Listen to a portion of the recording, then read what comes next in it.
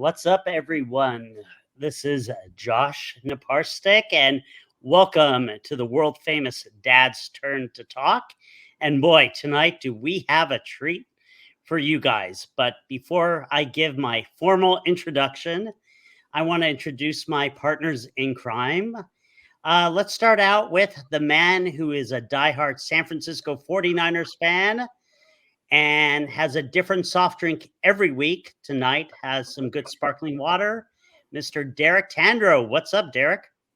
Not much. It's never too late to be a 49ers fan, Josh. So when we crush the Dolphins this year, you could come over. We won't. Oh, yeah. No. We're going to beat you guys this year. We're gonna beat you. Derek, that might have been the best joke he's ever told right there. Maybe. Creativity alone. How's your week going, Derek? Good?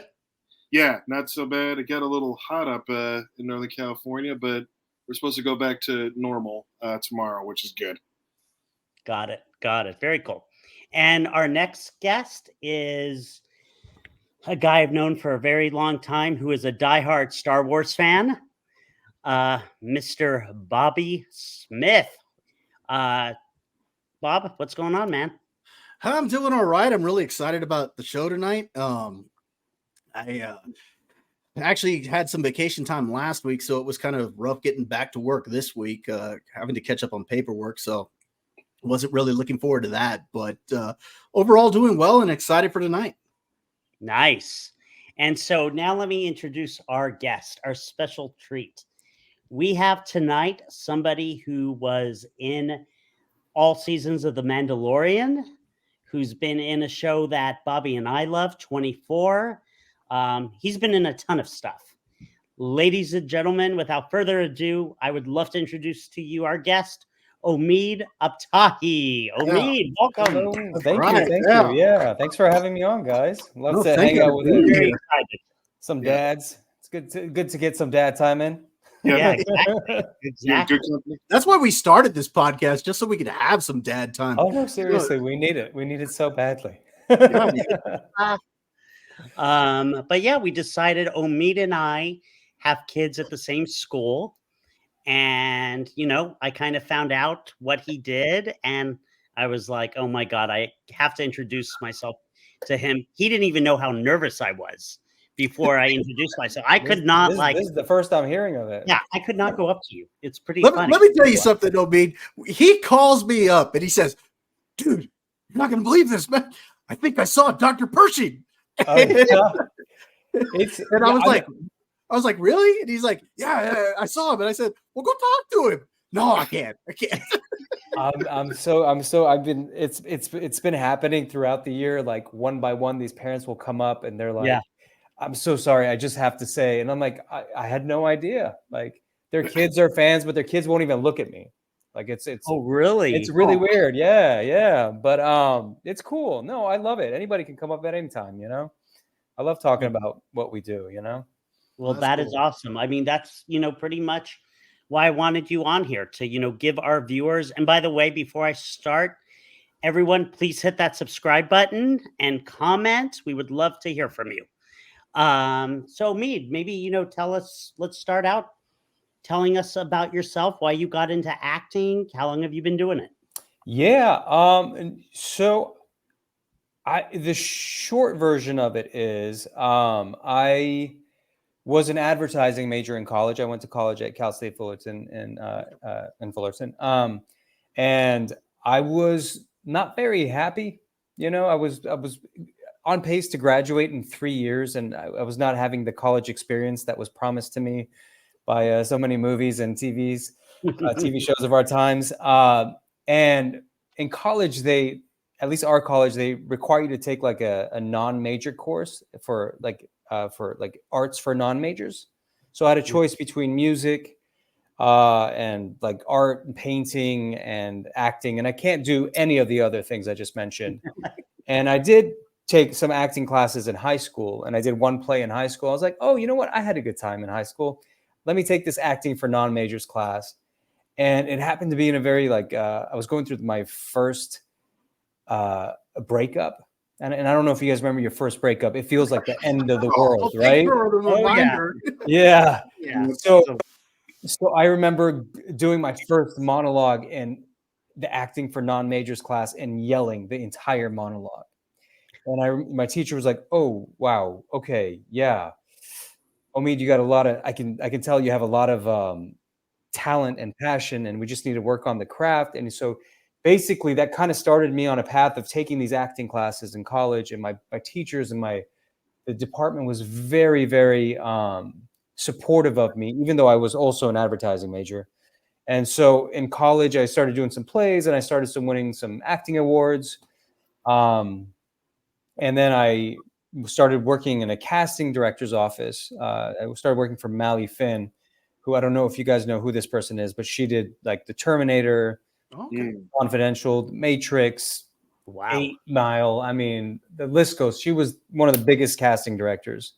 So that was my education into Hollywood, and I learned how to act, not just act. I learned how to audition, which is something that a lot of actors don't get that kind of opportunity. So it was there in that office. I worked there for 2 years, and then I was able to get my agent through one of the casting directors in that office. She recommended someone, and the first 4 auditions I had, I booked all of them. 24 was the second one I did, and the 4th one was a series regular. And so kind of like my career, that was kind of the starting point of it all. Wow. Now, you mentioned you learned how to audition. What exactly is the audition process like? And now that you've been kind of established more in Hollywood at this point, do you find that you're still having to audition as much, or do they come to you more with roles saying, "Hey, we want you to take this role"? Oh, good gosh, no! I audition all the time. Yeah, Okay. like I auditioned today. There are times, like, I can count on one hand how many offers I've gotten. Mandalorian is one of them. Okay. Nice. Yeah, I know. I'm like, are you sure you got the right guy? But yeah, no, there's a whole art to auditioning that it doesn't necessarily, if you're a good actor, doesn't mean you're going to be a good auditioner. And so there's a whole craft to it that I learned from watching 1,000 auditions, what to do, what not to do. So yeah, it's a different beast. So yeah. Okay. Nice. What about as far as roles that you go to auditions for? Is there something specific you look for in the roles, or is it something that your agent brings to you? What is it? What goes in the process of deciding which roles you want? I just only care about good writing. I can play a variety of characters. I'm sure you saw my IMDb. It's I pride myself in being able to like mold myself into these different kind of characters, because I'm a character actor. I'm not a leading man. But just the writing has to be good. And usually I can't even finish the script sometimes because it doesn't resonate with me. So as long as the writing is good, there's depth to the character, I'm all for it. Yeah. All Can you right. usually tell? Do you usually have a good sense, like maybe like a quarter of the way through a script, if something kind of hits the right notes, or do you have to really kind of go all the way through it to get a grasp? No, I can pick up rather quickly. Yeah. And also very like personally, I can figure out really quickly whether this character makes sense for me. Yeah. Now I'm a terrible judge of like, is the show going to be successful or not? I was in Homeland and I'm like, no one's going to watch this. I was in Argo. I'm like, no one's going to watch this. And they go on to win the Emmy and the Oscars. I loved Argo. Yeah, but then I've also been on like some shows like where we're like the cast members like, yo, this time next year we're gonna not be able to walk the streets. We're gonna be so famous. This show's gonna pop, and then nothing. So I've learned in my 20 years to kind of let go of expectations and just enjoy the process in the moment, and leave everything else to the universe. Do you get recognized a lot? I mean, obviously at our school, but do you get recognized when you're at the grocery store, you're at the mall? Yeah, it just depends. Like, like say like after a certain episode, like say the Mandalorian season 3 came out. Yeah, I was getting recognized every time I went out. Okay. But then after a while, people don't stop me. But it's like if I get in a conversation with someone and someone's like, I'm sorry, you look so familiar. Like, then I'll have to explain to them that I'm an actor, and if I'm in the mood. If not, I'm like, I don't know. Yeah, I don't know. Funny. There's people who've like stopped me. They're like I was in Toronto one time, and I came out of this restaurant. And this dude's like, "Yo, bro, what's up, dude?" I was sorry for my accent, but like this is how I remembered it. I was like, "What's up?" He's like, "What? You remember you rented my apartment?" I was like, "No." He's like, "Yeah, you did for 6 months, bro. I remember 6 months you rented my apartment." I was like, "No, this is my first time in Toronto. Maybe I'm a TV actor." He's like, "You're not an actor." "No, I know you rented my apartment." And I was like, I couldn't convince the guy that I was an actor. And he's like, "Oh wait, Bangladesh?" I was like, "No, forget it, dude. I'm gone." Like, he was not having it. He was not buying that I was it was more likely that we knew each other from Bangladesh than I was somebody he saw on TV. Wow. Oh, that's great. Now you mentioned the Mandalorian that you got noticed a lot more in, and would I be off base to say that this is probably the role that you probably get recognized for the most, simply because it's Star Wars? I want to say you're off base. I got recognized a lot for American Gods. Okay. And then Homeland was pretty big at that time. Yeah. But yeah, Mandalorian is up there. Yeah, Mandalorian, American Gods, and then Homeland, and then 24 was pretty popping too at that time. Even though I didn't have like this huge role, but like you know what, Omid, I went back and I watched the first episode that you were in, because I understand you played a couple different characters, and I went back and watched the episode from season 4, where you and your brother in the show were defending the store along with Jack Bauer and Paul Raines. That was an excellent episode. I just got to say, Josh and I were both huge 24 fans. I got to say, to this day, it's still my favorite TV show. Oh, and wow. I just thought you were fantastic in that episode. Loved it. Well, thank you. Yeah, no, that was a long time ago. I was a baby. I think like 23 years old or something like that. I mean, it's crazy to think about. It was 2004 when we shot it. Wow. Yeah, I actually just went back and watched that today because I was trying to freshen up on some stuff that I've seen you in, because I was going through, like you said, your IMDb list, and I was like, oh my God, he was in that. And so I went back and watched it, and I was like, God, yeah, I remember this episode.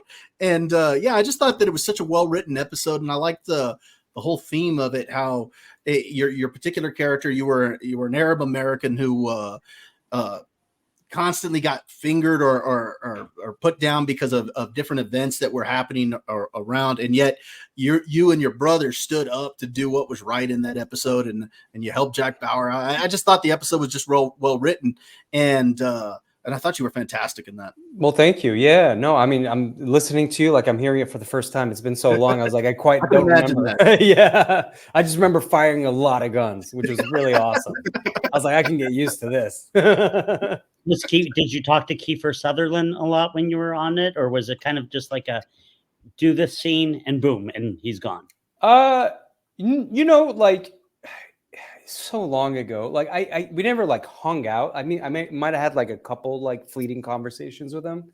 Yeah. But I remember I had this monologue they gave me in the gun store, where it was like they just wrote it on the spot. And Kiefer was like, "Hey, come on, let me work on this with you. Let's work on this. Let's get you up to." And so he's just running lines with me, helping me craft it. And I thought that was really cool, like, and that stayed with me. And I've learned a lot, like watching him act. That's awesome. Yeah. So cool. But I was on it twice though, right? Yeah, you were in Day 7 season as well on the 7th season, and I believe you were in 3 episodes. 3 episodes on that. Another set of brothers. Yeah. And that's an episode, because I love that show, and I've done a rewatch of it, but it has been forever since I rewatched the 7th season, and I just didn't get an opportunity to go back and watch those episodes prior to this interview. But I do want to go back and rewatch that as well. But like I said, that show's fantastic, and I'm sure you were great in it, because you were great in the first episode I saw you in. Yeah, it's so cool to like play one character without glasses and then a different character with glasses. We got our resident Clark Kent. One without here. accent, one with accent. Yeah, totally. Nobody. I didn't fool anybody. Larry was like, this dude again. Funny. Yeah. What else was I going to ask you about? Well, let's talk about what you and I always talk about, Star Wars. Yeah. Which is kind of a religion to a lot of us. What was it like? What was it like to get the call to, play Dr. Pershing, starting in season 1 of Mandalorian? And, It was fill was us in. unreal. Like the whole thing feels like a dream. Like, and it started as a dream. Like I don't know if I told you this story, but like I was working on season 2 of American Gods, and I was a little unhappy because we had switched showrunners, and the new writing crew didn't really know what to do with my character from the first season, and so I was feeling really down. And I remember it was 1:00 at night on a Friday night in the morning. I was 1:00. I was sleeping. And then I get this call from my agent. My agent doesn't call me at this time unless it's something really important. So it's either something really, really good or something really, really bad. And so I was like, oh, shit, I'm getting written off the show. I'm getting fired. That's my first thought. That's all insecure actors think about. And so I picked it up, and I was groggy as all, like I couldn't. And so basically my agent was going, blah, blah, blah, blah, blah, blah, blah, blah, untitled Jon Favreau project. Blah, blah, blah, blah, blah. That's all I heard from his. I couldn't even understand what he was saying. I was like, come again, what? He's like, blah, blah, blah, blah, blah, untitled Jon Favreau project, blah, blah, blah, blah, blah. And I have like one eye open, and I'm Googling it on my phone. And I was like, oh, is this a untitled Star Wars project for like a new Disney streaming platform? He's like, yeah. I was like, okay, cool. Like, they want me to audition for it? He's like, no, they're offering you a part on it. Wow. And I was like, without an audition. What? I was like, you know what? This doesn't seem real at all. I was like, why don't we just hang up? I'm going to go back to bed. Call me tomorrow morning. I just doesn't feel real to me. Right. And sure enough, we talked the next day. He's like, yeah, this is real. They want to offer you this role. We don't know anything about it. We don't know how big it is or anything about it. I'm like, yes. They were like, we're trying to figure out the money. I'm like, I don't care about the money. Just yes. And and truthfully, I wasn't like, I told you this, I wasn't the biggest Star Wars like fan, right? But I was a massive Jon Favreau fan. Yeah. And just, I wanted to jump at the chance to work with him. And so that's kind of like how that show like came into my life, how that world, that universe came into my life. And it's been the most incredible experience. Like if we had this conversation in season 1, I would feel very uncomfortable because I didn't know a lot about the world. Right. But now I've become a genuine fan of Star Wars. Yeah. And it's not just because I'm on the show, but it's because I also have a son who's really into Star Wars.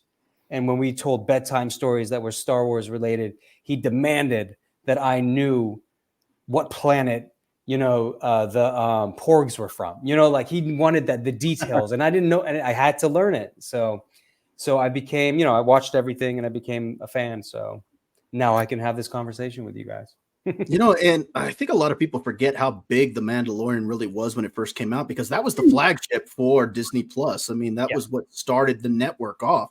If that wasn't a success, then who knows where Disney Plus would have gone. I mean, I'm sure it probably would have still been a success, but not as successful as it was on that initial launch. And at the time that The Mandalorian came out, it was such a big deal because Lucasfilm had only come out with a few films at that point, and this was the first diving they were going into in the series. And I remember watching that when it first came out and just being blown away by that first season. I really enjoyed it. The response from the audience as a whole, it felt so like almost unanimous. Like it was such a like an overwhelming response, like a very positive response. And it was amazing to be part of this. Like you would see like Grogu's everywhere, Baby Yoda's at that time. Yeah. Like I remember the show hadn't even come out yet, and I got a Yoda outfit for my son, who was, I think, like 3 years old at the time. And everyone's like, oh, look, hey, it's like a baby Yoda. And I was like, you have no idea. You have no idea. Yes, you wait. This is not a normal. Yeah. But it was just so cool to be like, I'd walk around and see all these like Mando like stuff. And like, I'm like, oh, I'm part of that show. That's like affected, pop culture. It's a really cool feeling. Let me just say, yeah. My missus hates just about every movie that we've ever reviewed or talked about. He's like, okay, Marvel, Star Wars, House of Dragon. No, I'm not interested. No, I don't even want to watch Cobra Kai. Okay, well, I tried, honey. She got hooked with The Mandalorian. Really? Wow. Yeah. Well, Really? It was like episode 3, like she was watching and she's like, wait, this is Star Wars? I'm like, yeah. And she goes, well, it doesn't feel like a regular Star Wars show. And I'm like, well, it's because like I think it's just a different style of writing that they put into the Star Wars world. Yeah. And I couldn't really explain it much further than that, other than the fact that Jon Favreau is pretty awesome at just about everything he does, in my opinion. Yeah. That movie about when you break up with your first girlfriend, Swingers became Swingers. Swingers is like the Bible for all of us who came out to LA in Yep. The late 90s, early 2000s. That was it still plays every time you put it on. But so good. it takes us back to what you're talking about with the great writing, because I did notice it was different than a lot of the other Star Wars stuff you see in The Mandalorian, and that's the only way I can explain it. I don't know how to put it conceptually other than that. Other than it was just great writing. That's it. Yeah, I agree. When we first saw you, and you obviously were experimenting on Baby Yoda. Yeah, what a jerk!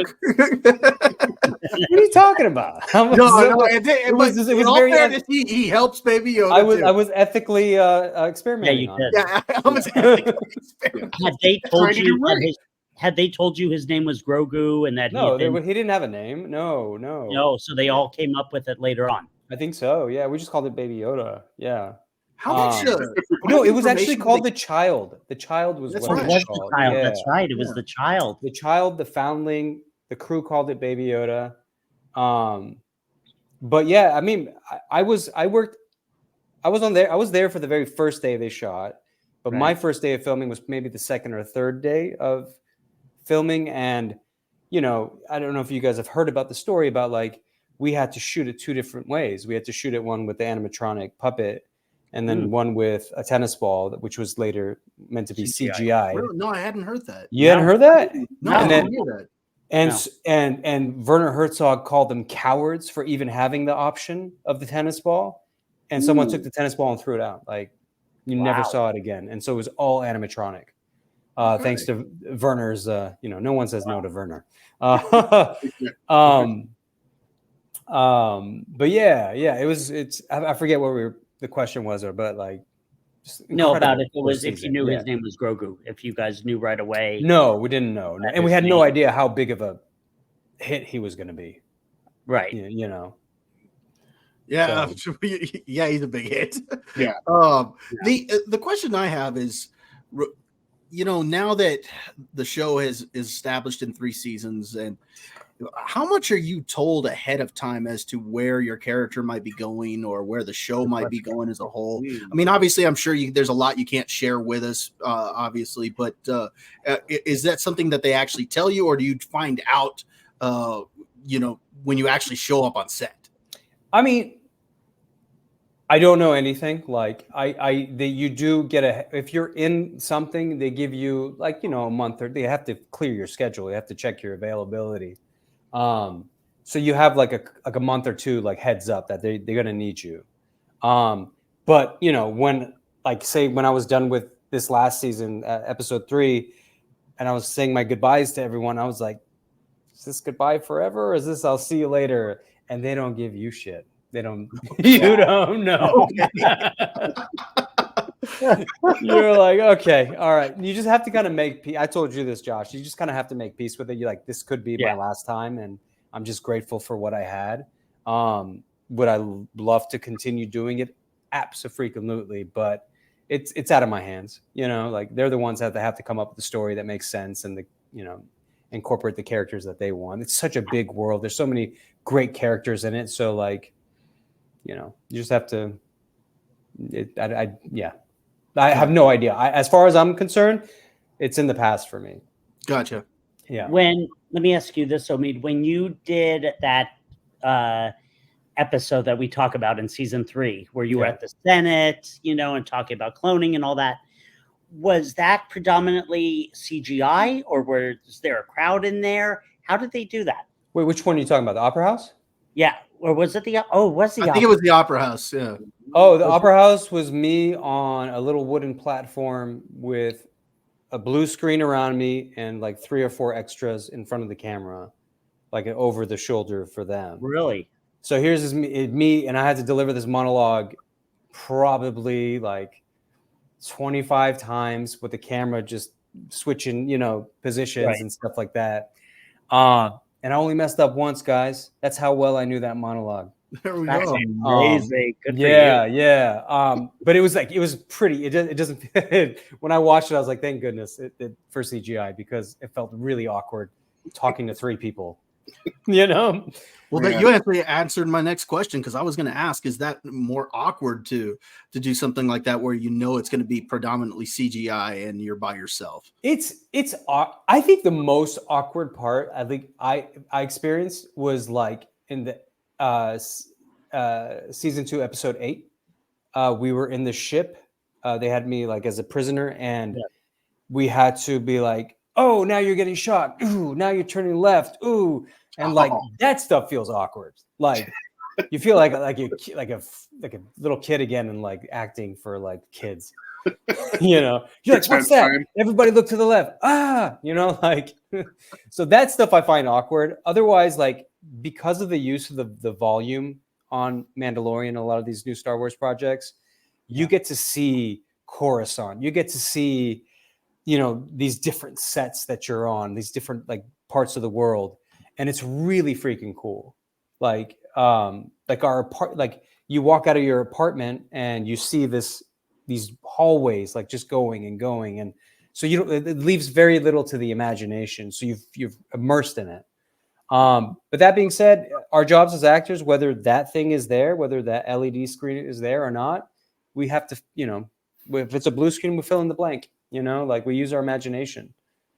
If you would tap me in the shoulder in the middle of the scene, I'd be like, well, where am I? Because I'm so like, I get lost in things, That's cool. That's really cool. Interesting. I kind of wanted to switch subjects here from Star Wars, because there's another franchise you were in that I really loved. Well, a couple of them actually. First one, I want to talk Hunger Games. Yeah. Because you were in Mockingjay Part 2. Yes, I was. Yeah. Yeah, and this is a series I've been trying to get Josh to watch for some time, and I can't seem to get him to watch the Hunger Games series. I knew this was coming up. I knew you were going to say it. I knew it. Wait, have you not watched? And then when I found out No. that you were in it and who you played, I was like, oh yeah, that's right. So maybe I can get him to watch it now. But what was your experience like on Mockingjay? Oh, it was such a great time, you guys. It was a little over 10 years ago. And we did 3 months in Atlanta, 1 month in Paris, 1 month in Berlin. Whoa. I'm hanging out and acting with these like really incredible, really talented people.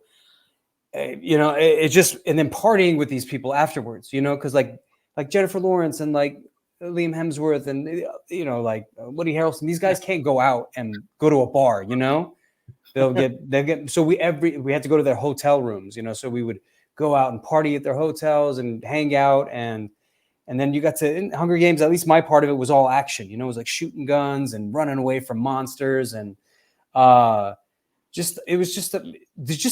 was probably the biggest scale production I've ever been a part of.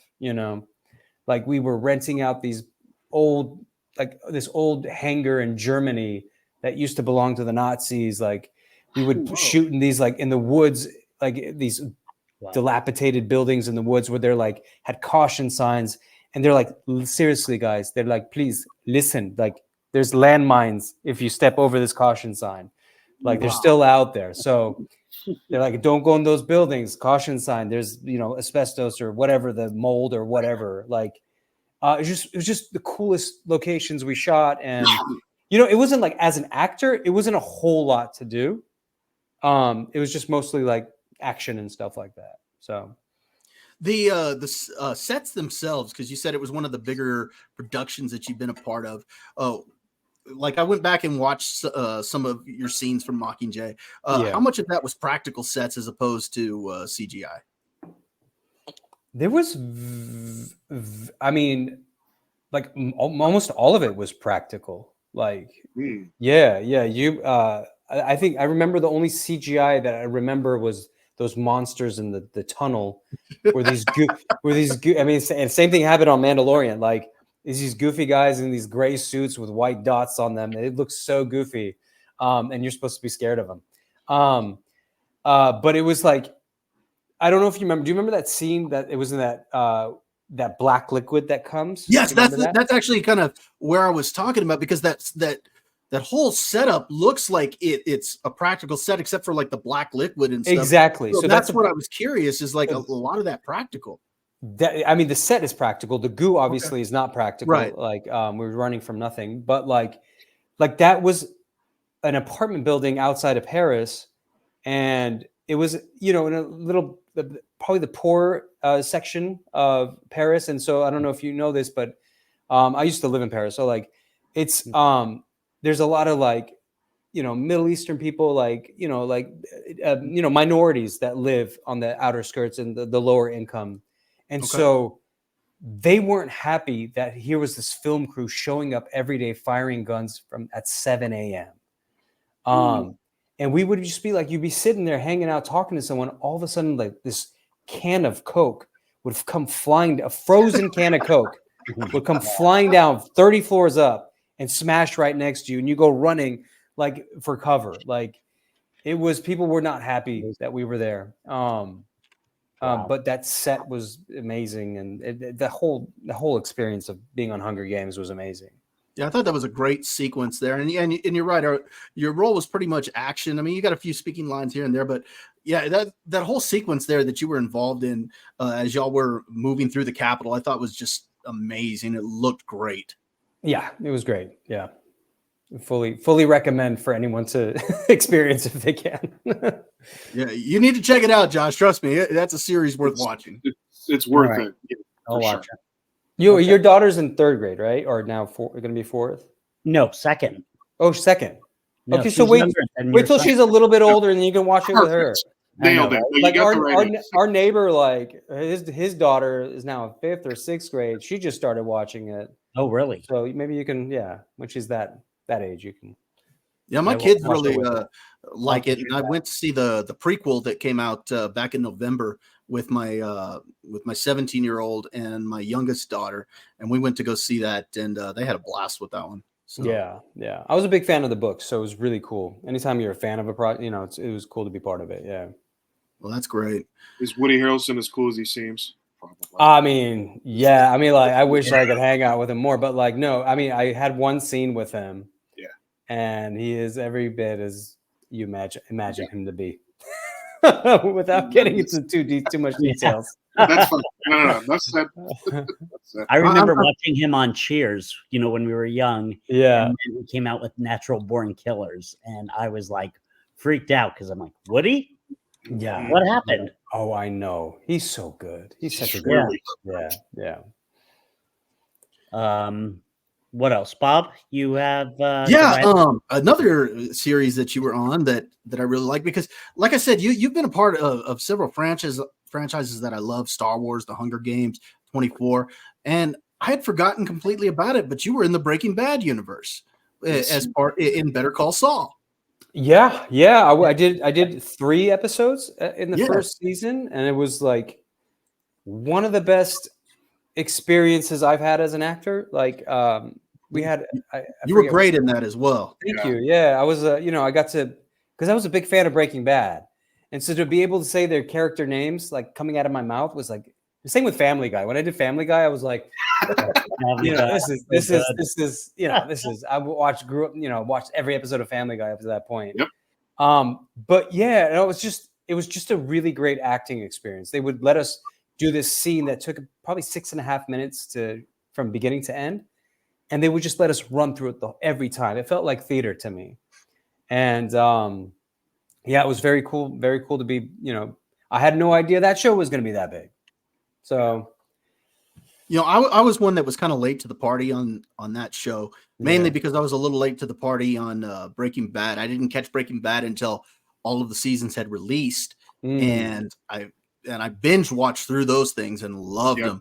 And then from there, jumped straight into Better Call Saul and was able to finish it before the final season started, and was able to catch the last season as that came out. But I went back and watched your episodes again in order, again, to prepare for this interview. And like I said, you were great in that. Love the way you're interrogate, well, not necessarily interrogating, but you're talking to Mike and Saul in that scene. I thought it was great. And then you see Saul turn around and he spills the coffee on you. Oh and yeah. it was great. It was great. It was a great experience. It was the fact that you got to sit across from Mike Ehrmantraut just makes my day. He's seriously maybe one of my favorite characters in all of television. Like, in all television, he's great. He's so good, and he's so intimidating when he's in character, but when he's out of character, he's the loveliest guy in the world. Is that right? Oh. Yeah. He's scary when he's in character. His character means business. I'll tell you that. Absolutely, yeah. But it was fun. It adds to that. I don't mind being a little bit intimidated on camera.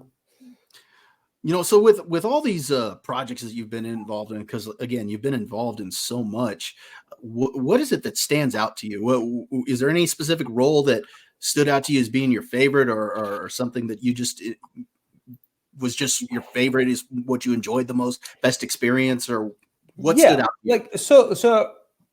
So I was on the show called Sleeper Cell in 2006. I was a series regular on that. I would say that's one of my favorite performances I've ever given, because the character was so different from who I am. Like I was playing a British, Iraqi, gay terrorist who was also Muslim, and I don't identify as any of those things, So I really had to put myself in another person's shoes, and it really, really stretched my acting chops. And I felt very proud of the work I did. And then I would say American Gods, the work I got to do on that show was incredible. And then season 3 of Mandalorian was one of the best experiences I've ever had as an actor. Like when I got that script, I immediately went to the bathroom and did a Jeff Daniels in Dumb and Dumber because I was so nervous. Oh my God. I couldn't hold it in. Oh my God. Oh wow! God, that is awesome. The emotion had to be released. It really did. I was like, "What's?" So I would say those 3 roles are for me standouts. Like looking back in my 20 years I've been doing this. There's been, it's funny, you and I have talked about this. Bobby and I have talked about this for a long time. Season 1, season 2 of Mandalorian, we loved. Yeah. Season 3 has had a lot of criticism. Yeah, I'm aware. We were aware. Yeah, we're not going to it. Okay, and that's my question. Does Lucasfilm, are they like, could you sense like it was a much different tone? I can't speak for Lucasfilm because I don't even know Lucasfilm, but like I just know the crew members who worked on it. Like say like Boba Fett. Like when we were working on season 3, Boba wasn't even out yet, right? And there was a lot of hype about the work they were doing on Boba, and they were very excited for it to come out. And it didn't have the impact that they wanted. Right. And so when I saw those same crew members, you could tell there was, a bit of a disappointment, Got it. I would say like the first 2 seasons of Mando, ever since then, it's been a tougher audience, like for each of these shows, right? I thought Andor was fantastic, but okay, I got to agree with you on that one. I love that. I'm sure Josh will tell you down the line. I'm a pretty tough critic when it comes to a lot of the more recent Star Wars projects, but Andor is one I really, really liked. It was different, and yet at the same time, I thought, I don't know what it was, but it somehow captured just the, I don't want to say the vibe necessarily of Star Wars, but it just captured the essence of Star Wars to me. I don't know exactly how to describe it, but I just really liked Andor, and I'm looking forward to season 2 on that one. Yeah, no, me too. Absolutely. Yeah. I think like, because I binged the entire like catalog of the films when I got this role, and I love the original trilogy. I loved Revenge of the Sith. Yeah. And I loved Rogue One. And Awesome so, film. and Rogue Awesome. One was probably one of my favorite ones. Great. And so, and or in the vein of like Rogue One, it was like, it had that kind of like adult grittiness. Let's Right. take our time telling the story. And that's what I gravitate towards just in my normal television watching. Right. So yeah, so yeah, I thought it was I thought it was fantastic, and I can't wait for season 2. But like, I'm very cognizant of the fact that, you know, it's Star Wars. The Star Wars fan community is huge, and you're not always gonna. You're not gonna. It's impossible to please everybody. But you know, all I can say is from being on the show that the people who work on these shows really care about what they're doing, and they genuinely are Star Wars fans. And I see, and it hurts to see people like, these guys don't know what Star Wars is. They don't like Star Wars. They don't know anything about Star Wars. People do. We care. And if it doesn't hit, it doesn't hit. And that's out of our, you know, hands. And that, you know, Right. I'm not saying people should like something. You know, everyone it's valid to have any kind of feeling regarding season 3 or any other shows. And if someone doesn't like episode 3, I'm okay. You know, like I loved what I did. I'm proud of the work we did. So it's to each their own, you know, and there's some people that it really resonates with. Some people are like, where the heck did that come from? And where are we ever going to see you again? I'm like, I don't know, you know, like, I ask her every day. Yeah. Yeah. And like, I'm like, Josh, I'm not hiding any secrets. Like, I know nothing. But yeah, I can only just tell you that everybody who works on those shows cares deeply about what they're doing. Now, you know, it is what it is. You know, when it's out in the universe, it's out of your hand, and it's out in the world, it's out of your hands. So no, you said something there that I thought was pretty profound, and you said, you know, to each their own, and that's not going to resonate with everybody. And I like the fact that that you're cognizant of that, but you don't seem to harbor any resentment if people don't like it. It's you're proud of what you did, and I just like that you don't seem to hold any bad feelings or ill will, because there are going to be a lot of disagreements. Just an example, I recently started my own YouTube channel, and I've upset a few people with some of the reviews that I've put out, because I do movie and television reviews there. But I learned quickly I can't make everybody happy, and no, you just got to speak your opinion, what I think. Yeah, exactly. Yeah, I mean, I can't make the 3 people in this house all happy, you know, like, let alone the millions of people on social media. You just gotta do the best work you can do, and leave the rest to whatever, you know. But still very proud and honored to be part of that franchise. That's awesome. Yeah. Are there any roles that you have declined over the years that you regret? No. The ones I've declined, no. There's roles I was almost got that I regret. Not kidding. Right. But the ones I declined were because the writing wasn't there, you know. So I have no regrets about that. All right. Yeah. I gotta ask this only because I have a 9-year-old son, and obviously he's very into a realm that you've had a little bit of experience with in video games. Yeah. And I was looking at all the, obviously, you know, fascinating projects with movies and television, but the video games one like really struck me because you know, you think to yourself, well, wow, actors are starting to get involved in this land too. So kind of curious about how that came about, and, you know, memorable experiences. Well, are any of you consider yourself gamers or no? I play Madden, college football, wrestling, that kind of stuff. I'm starting to get into it more only because my son is playing them now. So you kind of find yourself gravitating toward it because of that. I don't consider myself a gamer per se, but I do love video games. I grew up playing video games, and I'll once or twice a year, I'll fully invest myself 60 hours per game in these open world games. And I got to tell you, it is one of the best mediums for storytelling that there is out there. Like, I was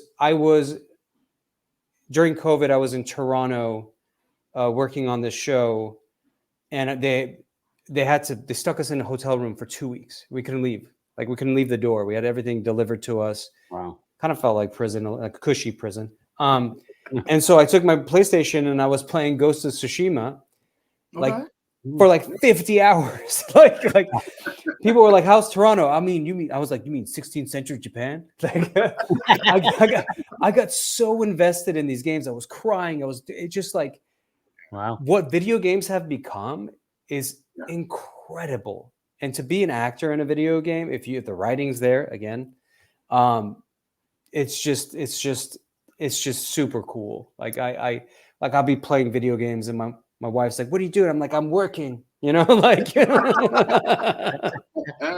it's it's research, I need to start telling my wife that. Why are you I'm working. I'm working. Yeah.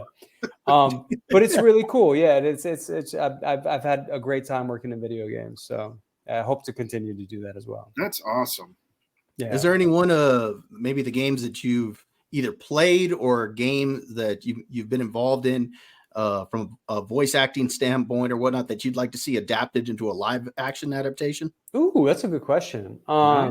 Like the game that I was part of that I loved the most was called Spec Ops: The Line, and it's a game that it wasn't a very big hit, but it was like a cult hit. Like, everyone who played it was like 10 out of 10. This is amazing. This needs to be a bigger game than it is.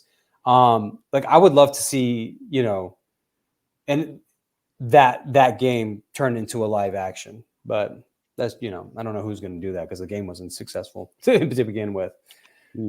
But yeah. Streaming show. That could work. A streaming show? Yeah, maybe. Yeah. There's only three characters in the thing, We gotta go for something. Yeah. Hey, I think the streaming, a lot of stuff is possible. I mean, look at Fallout that just came out recently. And Fallout, Last of Us. Pretty good. This is really good storytelling there. And I thought that was pretty good. Yeah. Which one are you talking about? Fallout? Yeah, Fallout. I thought I just started it. I thought Walton Goggins was great in that. Yeah. Yeah, he was fantastic. The show actually caught me by surprise how much I really liked it, because I was thinking, okay, another video game adaptation, but I gave it a shot and I really liked it. And recently you also had The Last of Us over on Max, which I thought was pretty good. So, yeah. And I didn't know that game either. Like, but I was like, oh, this is great, and like now it makes me want to go play the game. So that's cool. It's good. I have a stories question. Being told. Yeah. I have an interesting question. So we talk a lot on the show about writing and how it's affected Hollywood. What do you think needs to be done? Because like you said, you rejected roles because of horrible writing. What do you think can be done to improve this? Because Bob and I talk about Star Wars, how we think that needs to be improved with writing. With the Marvel Cinematic Universe, needs to be improved with the writing. What do you think about all of that? Yeah, I mean, I don't have the solution to that. I don't know what the solution is. Of course, there's incredible writers out there. Right. I don't. In my experience, it's the fact that there's a lot of what is that saying? There's a lot of chefs in the kitchen, Yeah. Too many chefs in the kitchen. Too many chefs in the kitchen. And so you see these like scripts and these iterations of these scripts. And by the time you get a script as an actor, it's like the 6th draft. And there's studio notes and like producer notes. And I feel like I don't know if that's a winning formula to making maybe it is, maybe it isn't. I don't know. But like I don't know what the solution is. I feel there's some incredible writing out there. There's incredible movies out there, but it just seems like very generic, like the paint by number type thing, And I'm very that's why I'm not a huge superhero movie person, because I felt like once I've seen one, I've seen them all. Like they seem very formulaic, and it doesn't really capture my interest. Almost like they come off an assembly line. Yeah, exactly. Yeah. And Yeah, I'm just not a huge fan. That's why Andor I thought was perfect. Right. Like the writing was someone. It seemed like one person was crafting this entire thing. Like like it wasn't getting tinkered with. It wasn't getting messed around too much. It was an original idea and it was executed, I thought, brilliantly. So yeah, I don't know. I can't. Yeah, I agree with you. I think there's a lot of stuff that comes out. It leaves you desired, leaves you wanting. It just doesn't meet your expectations. So I don't know what the answer to it is. Do you think it's an issue of maybe too much content all trying to come out at the same time, or like you said, too many chefs, or is it a combination of both? I would say it's a combination of both. It is, yeah. They're turning. It is a factory. I mean, they're turning out these movies and these shows. Like, there's always something coming out. But there's no guarantee if you spend like 2 years, 3 years developing just one project that project is going to be equally is going to be good. I don't know. Yeah. But here's a question. Go ahead, Derek. No, you go ahead. I was just going to ask. Now that you've had a chance to act in a lot of great stuff, have you ever wanted to go like a writer's role or director's role yourself? Have you ever thought about going into that space? No. I mean, I thought about it, but that thought lasts like half a second. I'm not a good writer, and directing, I feel like my ADD would not suit me well. Directors have to be so detail orientated. Like I'm not that. I'm just a one-trick pony. I'm in this business to act. So, but Makes sense. Yeah. One of the things we talked about on the show recently is we talked about the Memorial Day box office. And one of the things that several articles that we read, whether it was in Variety or Deadline or whatnot, that the box office numbers had been much lower this summer as opposed to what they've been in past years. Do you get a sense of that in there in Hollywood, that as far as like the business of everything, are they aware that the numbers are dropping, and do they have plans or to kind of try to get it going again? Because one of the things we've talked about is it doesn't feel like, for us at least, that going to a movie is an event like it used to be. Like last year, for example, you had Barbie and Oppenheimer, and I mean, they marketed that as an event. You had to go out and see Barbenheimer that summer, and everybody flocked to go see it. But besides Deadpool and Wolverine, which is coming out later this year, I don't get the sense of an event type movie from anything really coming out this summer. I mean, do you kind of get a sense of that? Does Hollywood kind of get a sense of that? Absolutely. I think Hollywood's very aware that it's not a winning formula right now. They're not able to. They're losing. They're lucky to break even on a lot of these movies. Because you hear about these $200 million budgets, and then there's this whole advertising budget that's on top of it that sometimes equals the production budget. Plus the theater cut. What's that? Plus the theater cut as well. Yeah, the theater cut. Yeah. So I do see it in going forward. There are a lot of these, productions are pulling back their spending. Okay. They're trying to lower their budgets so they, it doesn't have to, gross that much to break even. But I don't know what the solution to this box office problem is. Like, I think it's multi-pronged. I think has a lot to do with the state of the economy, how much movies cost. It sucks to pay however $25 to go watch a movie and then have someone take their phone out in front of you, and you can't pay attention to the movie because there's a screen. Someone's on their screen. It drives me crazy. Like, I don't go. And then people are trained that, like, hey, just wait a month or two. It's going to come out on streaming. Yeah, we just talked about that.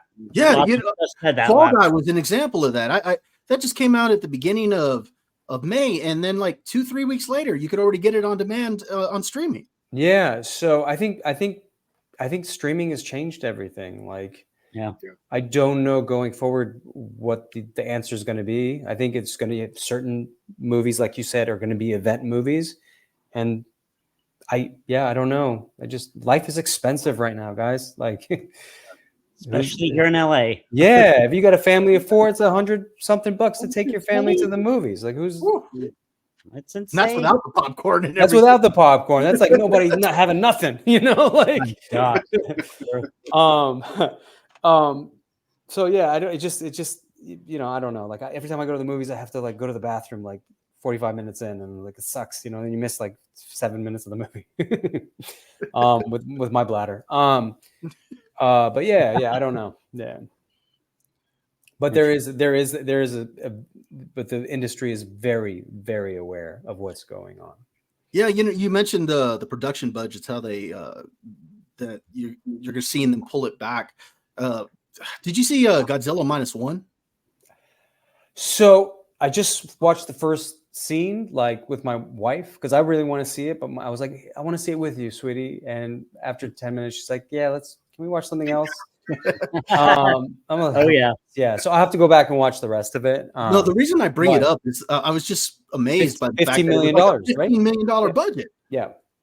So there's a lot. I think what I've read is like there's a lot you can do if you have time, mm-hmm. and a lot of these movies are being like, rushed. Yeah.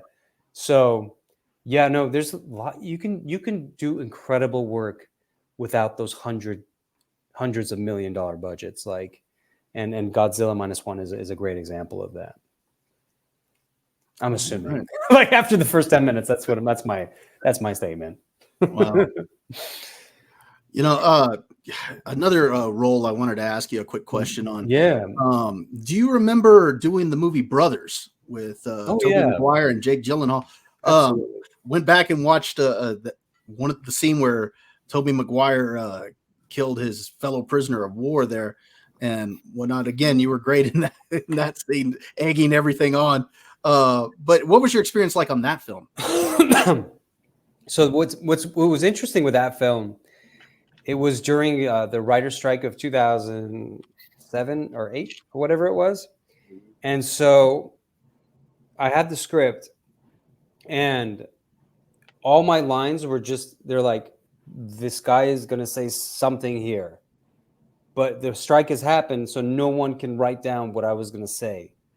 Okay. So basically the loophole, whatever the workaround it was, like they would tell me my lines and I would either have to write it down or memorize it on the spot. Oh, wow. And it was in a language I didn't speak. So it made it all the more difficult. But it was cool because I got to work with Jim Sheridan. I don't know if you guys know who Jim Sheridan is. He did the movie In America. That's what he was like. Do you remember that movie? The Irish family that came to New York? Oh, it sounds familiar, but I don't remember it. Did it win was it up for an Academy Award? Yeah. Patty Constantine, Samantha Morton. I didn't see it, but I know who you're talking about. He's done a bunch of movies with Daniel Day-Lewis.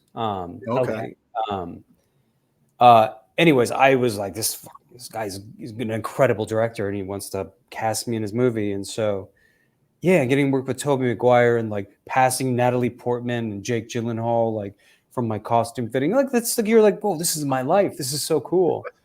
And it was a hard role. We shot it in the mountains of New Mexico. I've never been colder in my life. Like, and you don't have like a fancy, like schmancy, like trailer to go to. Like you have to take everything with you, like up the mountain, like you're hiking, and then you're eating like on rocks. You're pissing behind rocks. Like if you have to go number 2, God forbid, I don't know what happens. Like I did not go. I did not eat, so I didn't have to go number 2.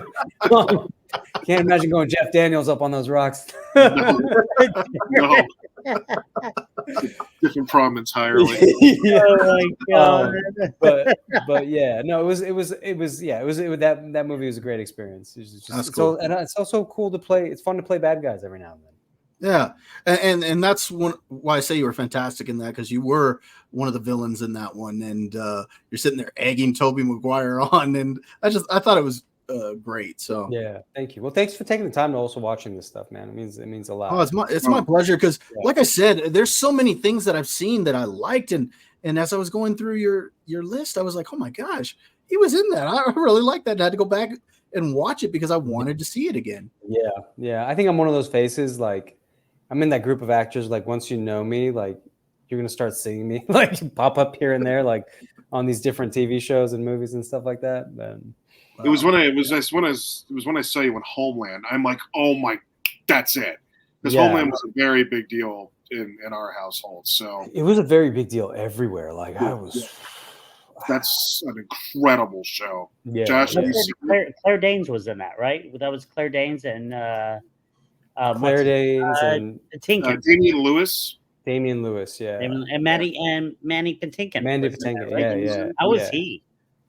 I never worked with him, so I don't know. I never met him. Oh. Yeah. I would have freaked out.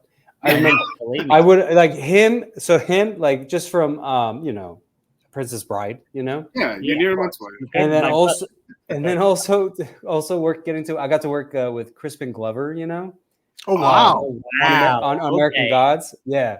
Oh my Wow. God. What is that like? I didn't get to work with him. I got to hang out with him. He's What was an that like? interesting human being. Like Oh, he's- man. Well, the three of us love us some Crispin Glover because we are big Back to the Future fans. yeah, So me too. my Me too. I remember I was having a conversation with him, and he was like, started pointing at me, talking to me, and I was like, I know that finger. Get your damn hands. That's all I was thinking while he's talking to me. But he was the one who broke it to me that he wasn't in Back to the Future 2. I had no idea. yeah, you know what? You don't realize it until afterwards. I didn't even know it growing up, and then I don't remember where I first heard it. But then I was like, "There's no way that he wasn't in part 2." He wasn't And- in part 2? No, No. That was somebody they Nope. made up to look like him, and he was upside down, What? so you couldn't see it really well. Yeah. And he I think he was trying to sue them, right, or something. Yeah, there a was law- there was a whole suit because I think they use his image in the newspaper article, but I don't think but he wasn't in any of the other roles, but I think they still used his image. And so I know there was a lawsuit there. So it was really interesting. He was talking to me about everything he was going through with that, and like how upset he was, like all these years later. Wow. But yeah, no, I'll never forget his finger. And sorry, and Mandy Patinkin would have been the same thing. He's on that same level for me. You killed my father, prepare to die. Like Oh, I don't think I could be able to act with a guy like that. That's because that's all I'd be thinking. yeah, right. Yeah, well, I certainly couldn't have the conversation. I'd be like, but- say it, please, Yeah, just say it. just for me, please. Just say it. once. I know no one asks you this, but please. Yeah. I so would ask. Yeah. Would ask. Yeah. Yeah, I'd be that way with Thomas Wilson who played Biff. That's the way I would be if I had seen him. I'd have been like, just say it, just say Yeah. it. Just hear you say butthead or what? Right. I know, right? Well, so I do a lot of these like conventions, because of Star Right. Wars and stuff like that. And so at these conventions, I get to see a lot of these like pop culture, like actors from growing up and stuff like that. Like I remember I when I was in high school, I would watch the Power Rangers. Oh, so- okay. and Yeah, so- yeah. Bobby's favorite. Yeah. Whose favorite? Bobby. I still like the Power original Power Rangers. Yeah, that's the only thing I saw. I mean, that was the only age. I remember Yeah. like at one of these conventions, like the Black Ranger came up to me, and he's like, "Yo, man, I just want to say I'm such a huge fan of American Gods. You're so good." And I was like, "I'm sorry, like I was such a huge fan of you." Like he's like, "Are you serious?" I'm like, "Yeah." Like a lot of these conventions are like that. That's like people are like all fans of each other. I mean, yeah, it's just so cool. We're like, if people, I got to hang out with the Back to the Future, like some of the cast members from that. Jean-Claude Van Damme. Oh wow, That was Oh, another yeah. one for me. That was like, whoa, this is not real life. Oh, kickboxer himself. Kickboxer, Bloodsport. I was such a Oh huge gosh, fan those of are that great guy. films. Yeah, Bloodsport those was are so great. good. Yeah. Oh, He God. thought I worked for the convention. Like, Really? he was like, yeah, we were all in the green room, and I was just kind of standing there. I just wanted to be in the room with like Dolph Lundgren and Jean-Claude Van Damme. I was just nursing the coffee, and he was talking, and he has his entourage with him, and then he jumps up. He's like, "All right, guy, which way to the bathroom?" And I was like, eh. And I pointed to a wall that had no door. Like that's how like starstruck I was. He called me guy. That's so Oh, good. that's awesome. Great impression. Wow. Like, Yeah, God, yeah. that's so Yeah, wild. we're all human beings, Yeah. even we're actors, and stuff like that. So I get it if someone's like nervous and stuff like that. But Josh, Bob, have you been to any of those conventions before? Have you been to like a Oh comic con? God, No. no. They've had a few of them over here. I've just never been able to do them. I've Never always been had to work on the days that they had them. And you guys have never been to like I'm available. Celebration or anything like that? No. Star Wars Celebration? No. No. And No. I've been wanting to go because I've heard they're like it is something to see. They're worth the price of admission for sure. Yeah, for sure. But I just have never gotten to one yet. And I'm trying to get you to take me, Omid. Dude, it is so hard to get tickets. I had to I'm sure. just to get my wife and my kid in there. That is crazy. They had one. Well, actually, we went to. I'm sorry, I apologize. I went to D23 because my mother-in-law was an original Mouseketeer. Wow. Yeah, that's right. Really? And Wow. they gave her an award. So this was years ago. So Walt Disney had created these awards for all the original Mouseketeers that they were never given. They were like stuffed in a closet somewhere. And they literally used this, D23 to come out and give them these awards. And like, who's the one who presented it to them? Leonard Moulton. Was it Leonard Moore? Bob or Derek from Entertainment Tonight. The big movie guy. Yeah, I think that's him, isn't it? Yeah. It gave him the awards. And so we went through that, and it was really cool. It was cool to go around. It was, I think, at the Anaheim Convention Center. That's where Celebration was too. Yeah, so it's the same atmosphere. So we did go. Yeah, it was cool. We had one over here years ago that I really wanted to go to, and I just wasn't able to. They had a William Shatner, George Takei, Walter Koenig, Nichelle Nichols. All of them were here. The only ones that weren't here, of course, were Nimoy and DeForest Kelley, because they had both passed on. But they had the remainder of the crew here, and that was one I really wanted to go to. That would have been a good one. That would have been cool. Yeah. It's a good time, guys. I enjoy going to these conventions. People just go and nerd out, and there's no judgment. You just be who you are. There's so much acceptance going on. I'm very blessed to get to be able to do these. Oh, that's cool. Yeah. Have you been able to keep any cool stuff from your any of your roles that you like? Oh yeah, sure. There's a lot of roles that they'll just like, do you want your clothes? I'm like, yeah. But for say Mando was like, I have the biscuit, one of the biscuits in the freezer. Oh, cool. I have like the New Republic in the little pin that we wear, and then I got the thing that we use to swipe into the subway. So it's got these little souvenirs of the good times we had. Well, that's cool. Yeah. Cool. Wow. Awesome. I gotta say, you've had so far a pretty good career. I mean, it's been knock on wood. So far, so good. Yeah, we'll see. We'll see what the next thing is. The next thing is going to be coming out soon. So, Josh, I'm just realizing that our background is kind of similar. I know. Yeah. Wow. Boy, Derek, we must be blind because I didn't even notice that. I didn't even notice that. Right away. It's like they're in the same house but in different corners. We are. Yeah. Keep it down. No. I got put in the corner. Oh, so that's who they keep leading over towards. Yeah. Yeah. But yeah. That is so funny. That is awesome. Let's see. Anything else, Derek or Bob? Sorry. You got anything, Derek? No, other than the fact that just a round of applause for your resume, sir. I didn't, like Bob said, it took me a minute to realize just how much stuff that I have gotten a chance to see in, and it's all really. Everything I've seen you in, top notch, sir. So it's been a pleasure. I appreciate it. It's been an honor, man. Yeah, it's good. It's cool chatting with you guys. Yeah. Yeah, we're just grateful that you came on the show, and very thankful that you took the time to be with us. And Josh, thank you for making this happen. Yeah, Josh. Of course. Like I said, the first time I with somebody, one of my other friends, Danny, had pointed you. He's like, that's the guy who was in the Mandalorian. I'm like, really? And then I'm like, oh my God, it is. And then I got like all nervous. And every time, and it was my wife who went up to you and talked to you. She was the first one? She was the one. She's like, my husband's been wanting to say something to you. Oh, yeah. Okay. Yeah. Well, listen.